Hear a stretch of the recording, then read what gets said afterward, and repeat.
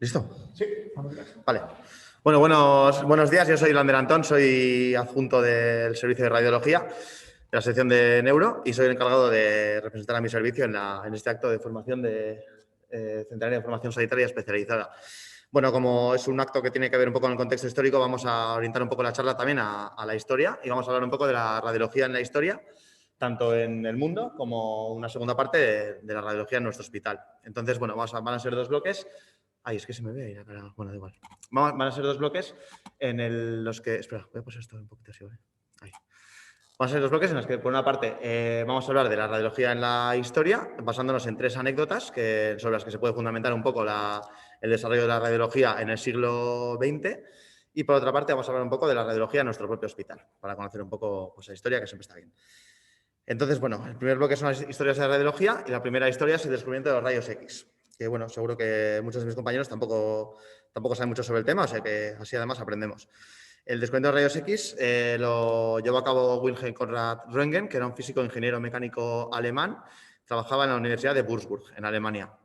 Entonces, bueno, fue sobre la última década de los años 1800, 1890, por ahí, en la que había una gran tendencia a investigar los rayos catódicos. Los rayos catódicos, un pequeño recuerdo, sin más, este es un tubo de Crookes y aquí se generan rayos catódicos. Es un tubo de cristal en el que dentro hay un vacío y, bueno, se conecta un cátodo por un lado, de ahí vienen rayos catódicos, y un ánodo positivo por delante y pues se conecta una fuente de alta tensión el positivo y de baja tensión el negativo y así empiezan a fluir los electrones. Está recubierto por un material fluorescente que hace que se genere un haz de luz. Entonces, bueno, se está experimentando mucho en esta época con poner materiales metálicos en el medio del flujo de los electrones, de manera que pues, se presentan diferentes figuras y, bueno, se recuerda un poco también a la proyección esta típica de Batman y así, ¿no? Entonces, bueno, en este momento Röntgen está experimentando con esto y se le ocurrió pues taparlo con un cartón opaco y apagar la luz de la habitación y conectar el tubo. De esta manera, bueno, el hallazgo fue también un hallazgo casual, no estaba buscando esto ni mucho menos, como otros muchos inventos de la historia, ¿no? Entonces, conectó el tubo y observó con sorpresa que había una placa de platino cianuro de bario a 1,5 metros de distancia, muy cerca, sobre una silla, que se empezó a iluminar. No tenía por qué iluminarse, estaba puesta ahí de casualidad. Y pensó, ¿por qué está iluminando esto? Si en realidad tenemos la luz apagada, con lo cual no están llegando rayos UVA, que es una de las fuentes de iluminación de este tipo de material fluorescente. Y por otro lado, los rayos catódicos se conocía, está a más de 1 metro, y se conoce que los rayos catódicos que se están emitiendo en este tubo solo viajaban unos pocos centímetros. Entonces, bueno, descartando estas dos posibles causas de que se iluminase eso, pues llegó a la conclusión de que había otro tipo de rayos que estaban generando por impactar los electrones sobre el cristal, que eran desconocidos hasta el momento, y entonces los llamó los rayos X, ¿no? Y bueno, este descubrimiento empezó a investigarlo un poco más en las siguientes semanas. Las siguientes 7 semanas las dedicó a experimentos, descripción de sus propiedades, describe las propiedades hasta tal punto que hoy en día son más o menos las que se conocen hoy en día, y empezó a realizar las primeras radiografías, ¿no? Una de las propiedades más importantes que escribió Röntgen fue que tenían un poder de penetración variable, ¿no? En función del que pusiera delante del haz de rayos, pues llegaban a la placa fotográfica con mayor o menor intensidad, ¿no? Los rayos X. Las primeras placas, bueno, la primera placa de la historia es conocida por todos, ¿no? La mano de su mujer, de Berta, y bueno, luego fue realizando otras diferentes, etcétera. Todo esto, esta descripción de propiedades, la puso ya formalmente en un manuscrito que lo realizó el 28 de diciembre de 1895, que se llamaba Sobre un nuevo tipo de rayos, y esto es lo que escribió él. Y bueno, se tradujo a varios idiomas, y bueno, esto es un poco versión imprenta, ¿no? Todo esto, bueno, esto fue un hallazgo muy importante, ¿no? En la época, y pues toda la gente pues, empezaron a llamarle, a pedirle demostraciones, etcétera. Pero él rechazó todas, salvo una personal que dio con el Kaiser Guillermo, que era el emperador en ese momento en Alemania, se lo enseñó a él y esperó un poco a que hubiera una reunión de la Sociedad Físico-Médica de Würzburg, su universidad, que fue el 23 de enero de 1896, para exponerlo ya en público, ¿no? Y hacer una exposición ya más seria. A esta reunión de la Sociedad Físico-Médica de Würzburg acudieron pues toda la gente rica, la gente importante de la época, influyente, políticos, científicos, etcétera. Y aquí ya lo puso un poco de largo. Estas son dos imágenes. Son dos placas que realizó él durante sus investigaciones. Estas son unas pesas que tenía en su casa y esto una escopeta, sin más. Dos placas que hizo en sus investigaciones. Esta reunión, bueno, es un acontecimiento histórico que, bueno, que se cree, bueno, se sabe que ha sido una muy importante en la historia de la radiología. Y, bueno, una de las anécdotas de esta propia reunión fue que había un anatomista que se llamaba Albert von Kolliker, que estaba ahí en la reunión, que era una de las personas más importantes de la sociedad, a la que Röntgen pidió, por favor, que a ver si quería, después de exponer todo, a ver si quería hacer una pequeña demostración y si se ofrecía voluntario. Dijo que sí y ahí en público, delante de todos, le hizo una placa. Y esta es la placa de su mano. Y bueno, este acontecimiento ha sido ilustrado, bueno, esto es un cuadro de 1966, de más adelante, de Robert Alan Thom, en la que se ilustra un poco esto, ¿no? Röntgen, Alfred Colliker y haciéndole la placa con todo el mundo mirando. A partir de aquí, bueno, surgió ya un poco la fiebre por los rayos X, que fue mucho más allá de la medicina, ¿no? También se realizaban placas, rayos X por todo, ¿no? Y se creía que tenía unas propiedades milagrosas, etcétera. Y todo eso ya seguro que lo conocéis un poco más.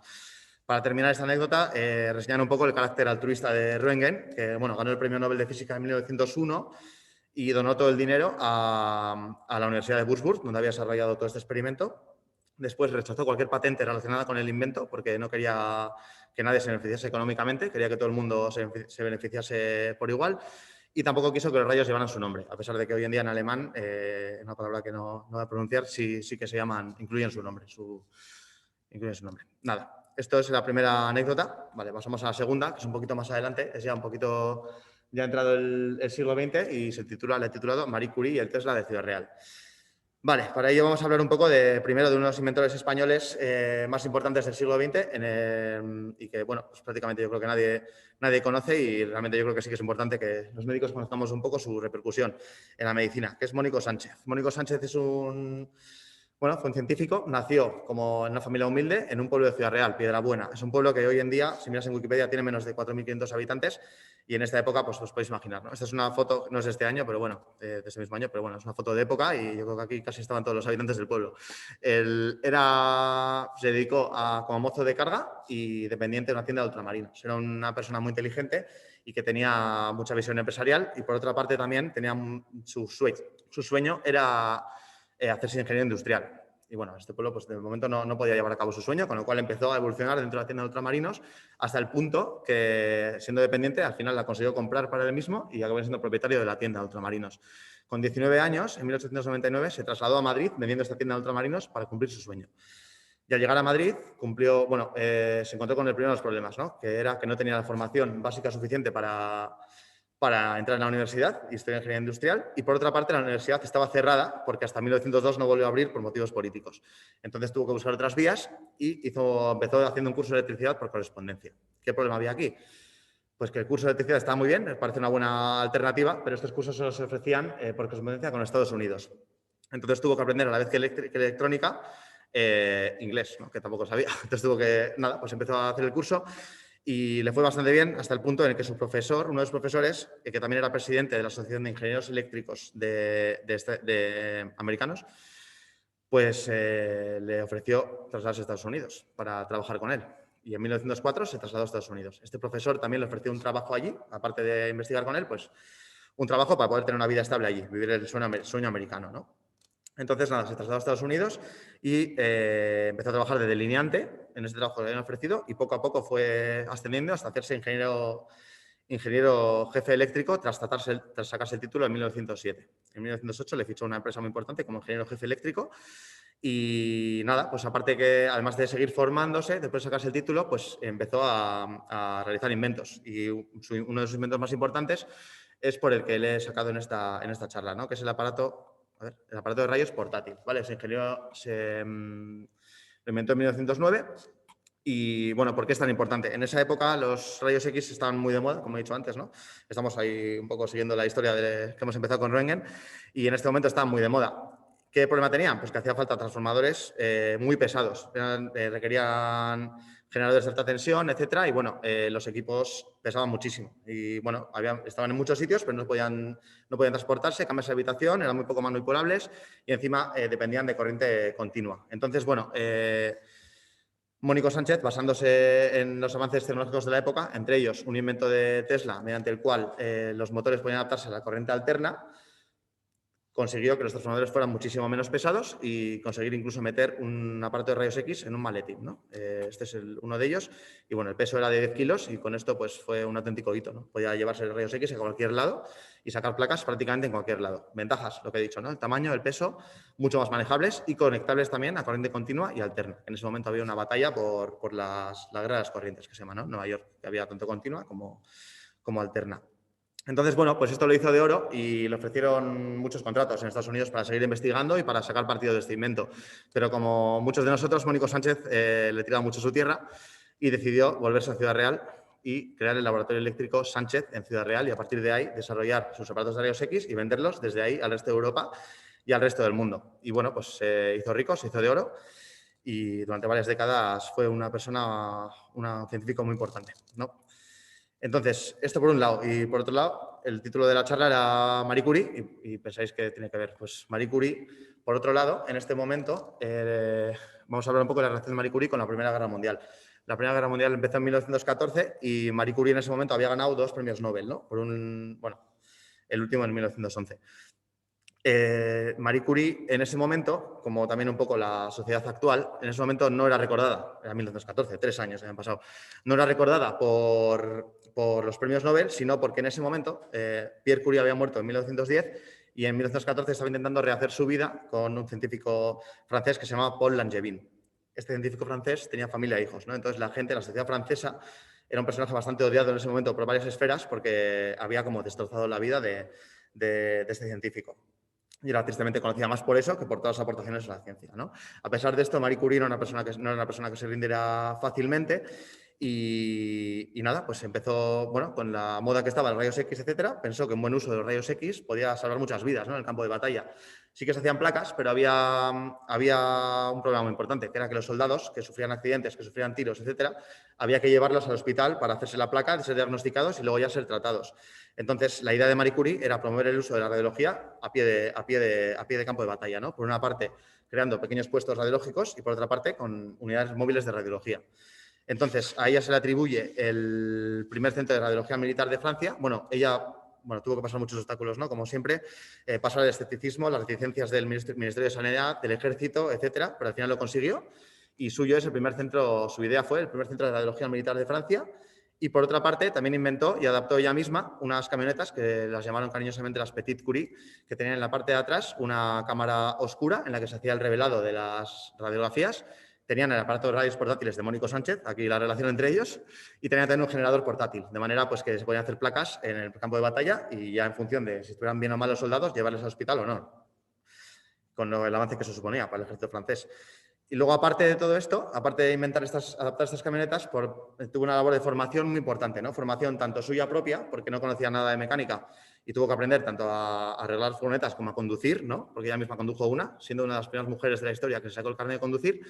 Y por otra parte, también formación a gente para que pudiera llevar a cabo estas placas, diagnosticar, etcétera, hasta el punto de que al final de la Primera Guerra Mundial, en 1918, se considera que creó hasta 200 puestos de trabajo relacionados con la radiología.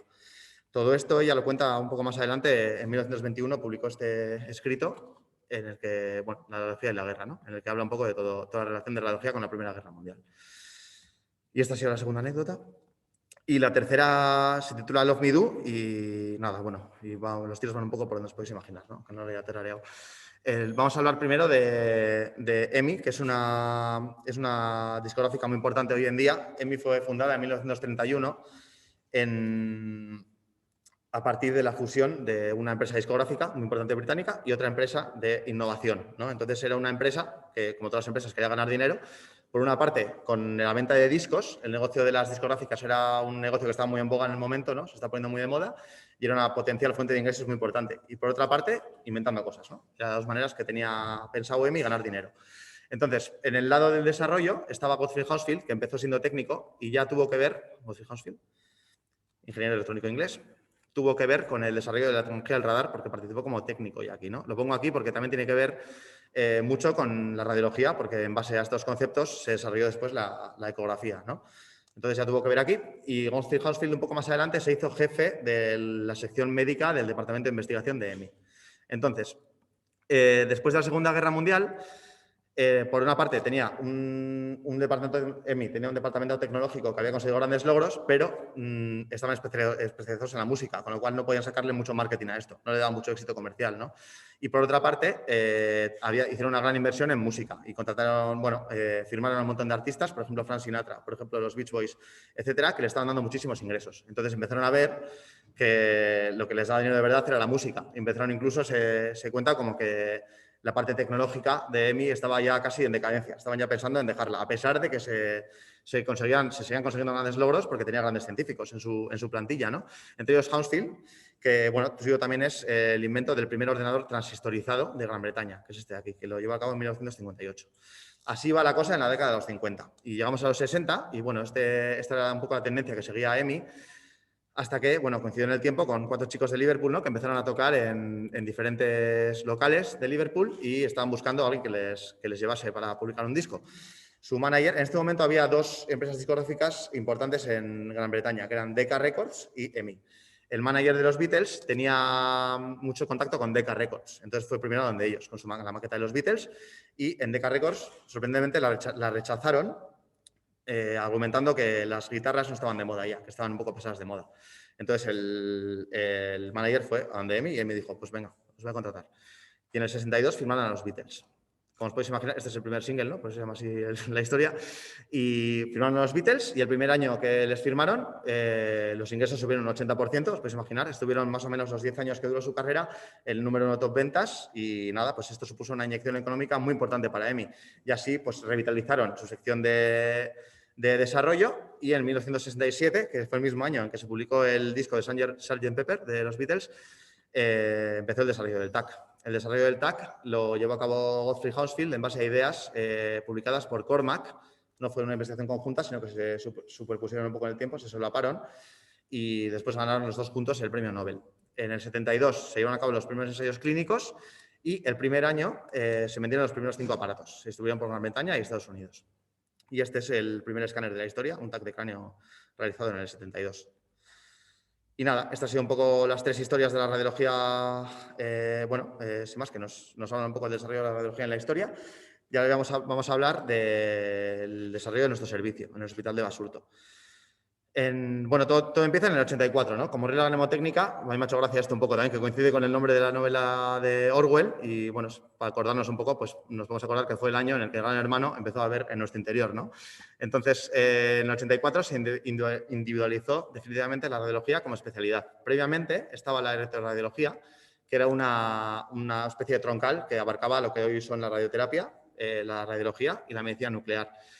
En el 78 ya se publicó un decreto ley que separaba un poco estas 3 especialidades de la electroradiología, pero no eliminaba la electroradiología como tal. En el 84 fue cuando esto pasó, ¿no? Entonces, esto es un cartel de un congreso internacional de electroradiología de 1910, para que veáis que esto sí que es una especialidad antigua. Pero bueno, en el 84 fue cuando realmente estas 3 especialidades se separaron y se eliminó la electroradiología. En Basurto, pues seguimos un poco la tendencia de la época y se centralizó el servicio, ¿no? Hasta ese momento la radiología no se contemplaba como especialidad y la actividad funcionaba en instalaciones autónomas en los diferentes servicios, ¿no? Un poco de forma asistencial, más que como servicio centralizado. En el 84 pues entró ya la radiología como servicio propio con 6 radiólogos. Empezó en el pabellón gobierno y en San José. Veis que siempre hemos ido un poco de meternos donde nos van dejando, ¿no? Entonces, estos 6 radiólogos, pues en el gobierno había 2 telemandos y aparatos de placa convencional y en San José un TAC y un ecógrafo. Y así empezó. Echó a andar la sección. Los primeros años, en el 88, apareció la primera especialidad, como la subespecialidad como la conocemos hoy, que es vascular intervencionista. Y la distribución en ese momento era por equipos, que es una distribución impensable hoy, dada la subespecialización que tenemos, ¿no? Por equipos quiere decir que no hay expertos en tórax, en neuro, en abdomen, etcétera, sino que hay expertos en TAC, expertos en placa, etcétera, ¿no? En el 88 se integró Basurto en la red de Osakidecha. Previamente existía como hospital, pero no formaba parte de Osakidecha. Y aquí se integró y con ello vino la instalación de radiología también en Ampuero, ¿no? Bueno, esto es una foto de vascular. Y con ello llegó la instalación de la radiología en Ampuero, que también es donde estamos hoy en día. En parte, con 2 ecógrafos, un TAC secuencial y una resonancia de 1,5 teslas, adaptándonos un poco a la tendencia de la época, en ese momento. Vale. Bueno, y después vino un poco la época moderna, ¿no? En el 95 también se instaló el screening de mama, como también inicio de una nueva sección. Y hoy en día, la parte moderna, digamos, viene en los años 2000. Primero se instaló el TAC multicorte en 2001 en Ampuero y empezó lo que es la digitalización de la imagen, ¿no? Este es un TAC multicorte. Para entender un poco la importancia de la digitalización de la imagen, así veíamos entre las placas, hacía falta la placa, hacía falta el negatoscopio y luego aparte estas placas se archivaban con la historia del paciente, etcétera. Y bueno, en cambio ahora pues, solo necesitamos pues, un ordenador y unos pocos bits, ¿no? Para ver las mismas imágenes. Entonces, pues con esto supuso un avance muy importante. Poco a poco se fue todo digitalizando hasta como lo conocemos hoy en día. En 2009 se instaló el sistema PACS, también que es una manera que tenemos, es una integración tanto de visualizar imágenes como de realizar el informe, que está también integrado en la historia del paciente, ¿no? De manera que hacemos el informe y directamente pasa a su historia para que los clínicos la vean el informe directamente y también las imágenes. Y la organización pasó poco a poco también a hacerse en órganos y sistemas, ¿no? La diferencia es esa, ¿no? Que en lugar de saber mucho de una máquina, nos subespecializamos sabiendo de tórax, de abdomen, de neuro, etcétera, adecuándonos un poco a las necesidades de la OSI. Hoy en día somos 8 secciones, 40 radiólogos y radiólogas y 9 residentes. Y bueno, pues resulta bastante impactante la evolución que ha tenido este servicio, que hoy en día es uno de los más numerosos del hospital. Estamos prácticamente en todo el hospital. Y bueno, pues parece bastante impensable, viendo como hace 30 años eran 6 radiólogos. Y nada, esto es un poco lo que os quería contar y espero que os haya gustado.